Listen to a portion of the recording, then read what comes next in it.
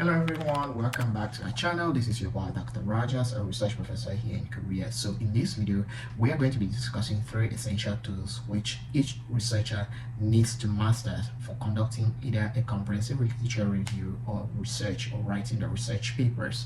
So whether you're a student, an academician or a professional researcher, knowing how to navigate these tools effectively, it's going to enhance significantly your research process.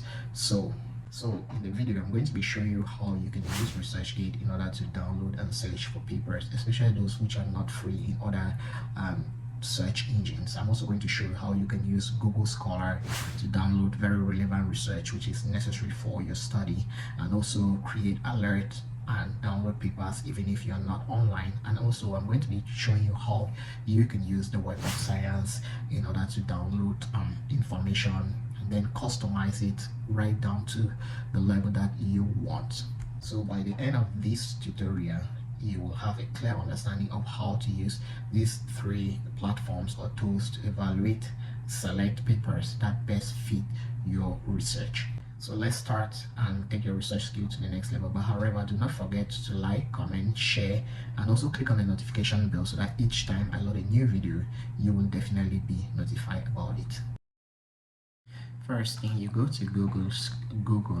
There's a Google search engine and you're going to type Google Scholar, because these are 2 totally different search engines. So once you find Google Scholar, you click on it and it's going to take you to the Google Scholar search engine. You have to log in or create an account for those that don't have a page. So since I already have my page, this is what I find in the search bar. So you can type in, okay, my search words are going to be soil carbon. So once you type in soil carbon, that is what comes or pops up on the screen. So you check on your left, the left of your screen, the left hand side, where you're going to have the articles, and that is where the real work starts. So you check on that, and then you can customize the age, the year in which you want to search papers. For example, if you want to choose from 2010 right up to 2024, you start searching, you search, that is what you find, articles. So the second thing is, which is very important to consider on the Research Scholar Gate, is you look at the citations. For example, this paper, you see the second paper has the highest number of citations for what I am searching for, so meaning that paper really has a lot of value and it's recognizable, it's been cited by a lot of people. So still on your customization range, if you want to, depending on how long you want to search papers, sometimes I usually prefer looking for the most recent papers in that area of research. For example, I customize from 2023 to 2024. So that is what you will find while you are searching through the Google Scholar. So to your right, they will tell you if it's a PDF. And one thing in Google Scholar is that if you want to know if they are free papers or not, you look to your right. And to your right there, I just click the first one. Anyway, this is an MDP paper. Most of them are usually published on open source journal, so some might not be in that case, especially Springer and Sclavia. Some might be published on close. So usually to know which paper is the one that has a link on attachment written HM or PDF, most often those are papers that you can download them, or they will tell you get this from your school library. So but the ones that are written PDF, one thing is for sure is that they are free papers. Like this paper, it's been said you can read from the school password, like a school library, because I'm subscribed to a school library, so I have priority to get some papers. But in other countries whereby are developing countries where you cannot, you will find they're referring you to get it or either buy the paper. So I'm going to make another video and show you how you can go about to select all of these papers and get them for free. And another thing is, when you're searching papers on Google Scholar, you can decide to read the abstracts. Sometimes you open the papers and you check on the abstracts to see if they really have the information of what you require for your research papers. So sometimes just looking at the titles might not be enough. For example, I open this paper and I'm going to browse through it and see if it actually speaks about soil, carbon, and if it actually has what I am interested in. So this is another way you can use, as a search for papers in Google Scholar. So you go especially for that, and then you look at the related papers too. So related papers, looking for related papers under the paper with the highest citations. This is what actually comes up on my screen. So we find another more interesting title here, like a trade-off between plants and soil carbon. So this is another very interesting paper which I search and I got under the related papers. So I'll make more videos and speak more about this, because there is so much you can learn from Google Scholar on how to search in order to get papers. And then you customize the papers too, in terms of be it review, be it but in okay, still searching, you look at that and then you can sort out based, still using my search word soil carbon. I'm going to look on my left. You can sort out the articles based on review types. For example, I'm looking just for review articles. So when you click on the article type, it's going to open to, for example, I'm interested just on review papers, so it opens reviews, and some of them on the title could be written a review paper, because some papers will not be written fully review when you're searching for essentially just review papers.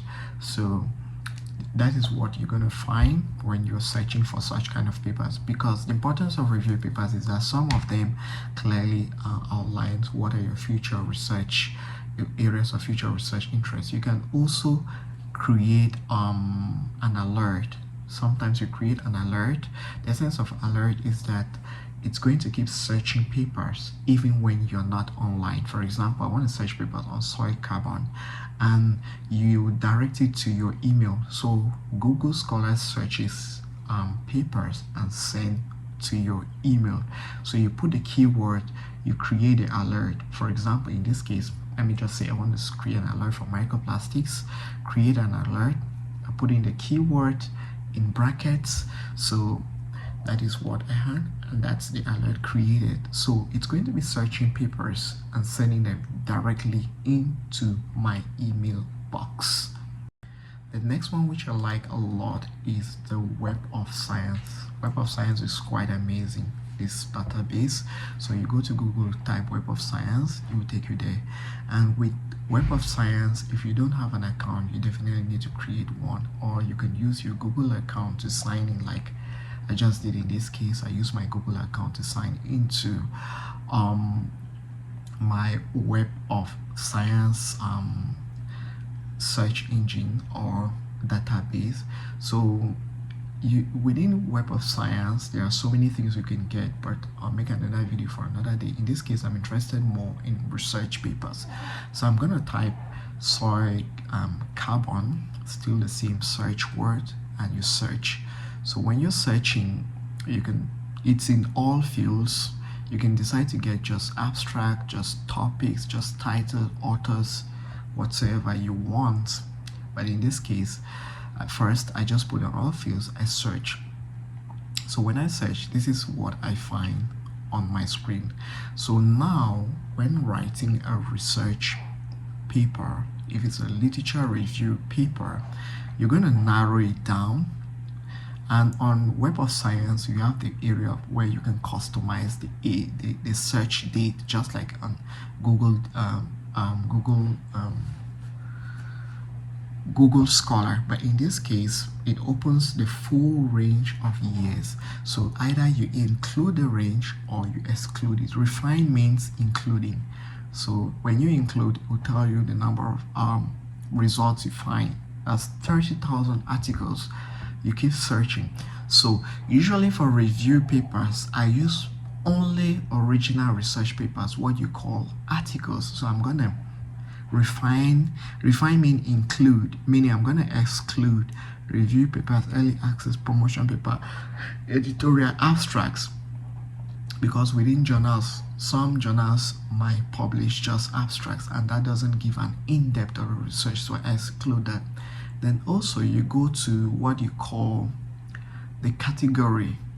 What are the categories you're going to include? And then, so for example here, look at here, I'm excluding letters, review papers, so that is what I exclude. So when I exclude that, I'm left with 28,000 results to keep searching for. So you keep narrowing them down, and then you go down to Web of Science categories.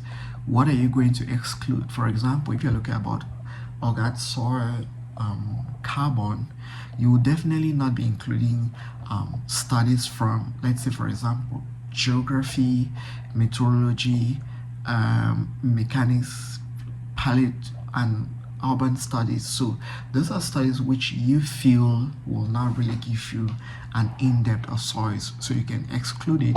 When you exclude it, you keep narrowing down to what your preferences are, and depending on your preferences, you should be able to explain during your peer review process why you chose what you choose. So this is, for example, the paper I have. There it gives me the abstract. You can also read the abstract and you look at what the abstract talks about and if the papers fall in line. Then based on number of citations too, this paper has just one citation, so it shows it might not be top preference, so you probably might want to exclude that paper too for your start from yours. Okay, for Researchgate, what you do is you go to Google, still Google, normal Google, you type in Researchgate. So when you do that, it's going to take you to a Researchgate platform. If you don't have an account, they will request you create an account, you log in, and you can use your official email address and log in. So once you're in, you search, go to the search bar, and my search word here is soil carbon, which I'm using to search papers. So the good thing with Researchgate is that it shows which papers can be downloaded, meaning they are free, open, and shareable, because not all papers are. Some cannot. You can just get the abstract. So what you do is request for full text, and in requesting for full text, you can send an email to the author and tell them you're interested in this paper. Researchgate already has a customized platform like message for this, but you can go further to explain further that you need the paper for your research and you're gonna strictly use it for research purpose. This way it is way more convincing for the authors of the papers to share with you, because within academia most often the corresponding authors, they're gonna share the papers with you. They'll definitely share the papers with you if you send them an email. So this is what you find on Researchgate, and the good thing with Researchgate is when you send them an email, the author can reply, and then you can also customize in Researchgate the time frame you want. So just like Google Scholar, you can search what time frame you want, and then also you can determine what kind of papers you want. Is it just articles, theses? So you can customize that. In this case, I want just articles, so it's going to give me all the articles that I want. And articles most of the time are it could be research, it could be original research or literature review papers. So they are not very strict and specific. And then within Researchgate, they will tell you how many times the papers have been read, and then like here you can customize the year. I'm customizing 2000 from 2014 to 2024. That's a space of 10 years. How many papers which are found within Researchgate, which have been uploaded within Researchgate. And sometimes you can request for only full text, only papers with full text, only the ones you can download, because not all papers are downloadable. So when you put that option, this is what you're gonna find within all the papers in Researchgate. So Researchgate is quite an amazing tool for searching papers, which you can peer-reviewed papers. So congratulations, you've learned 3 tools you can use in order to search for papers and download them to enable you to carry out either a comprehensive literature review or any research paper that you want to engage in. And if you've been able to watch up to this level, like I said before, do not forget to like, to share, and to subscribe. And thank you for watching. Best of luck in your research and also in your publication journey. Bye.